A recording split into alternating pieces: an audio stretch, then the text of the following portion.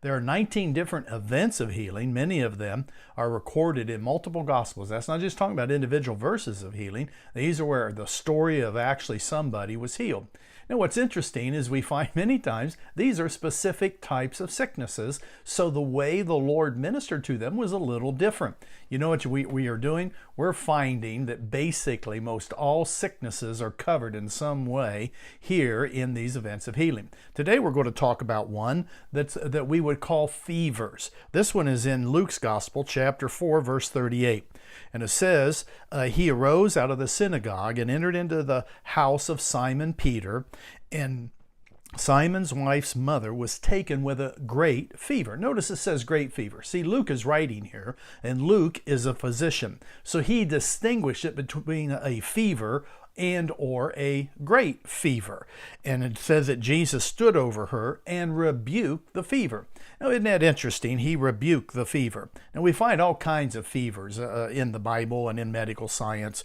Fevers really are a result of some foreign body getting into your system, and your body responds to kind of burn that stuff out. And sometimes the fever itself, though, can be very devastating. So different things like viruses, bacteria, even drugs can cause fevers or toxins and so forth. Many in our society, many people suffer from different types of fevers. There's even certain diseases named fever, like typhoid fever or malaria.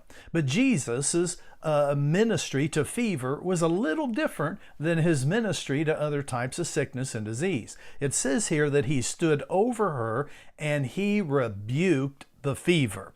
And immediately the fever departed from her. Now, she had a great fever. That's what Luke said. But immediately the fever departed from her. See, sometimes we're not going to be praying over our bodies or praying and asking the Lord to heal us. Sometimes we just need to stand up and rebuke the fever. Hey, if you're fighting fever during this season of the year, maybe you need to put the words of Jesus in your mouth and start rebuking that. Say, no, you don't. Get out of my body. Get out of my kid's body. Get out of my wife's body, my husband's body. You cannot live here anymore, and I'm telling you to get in the name of Jesus.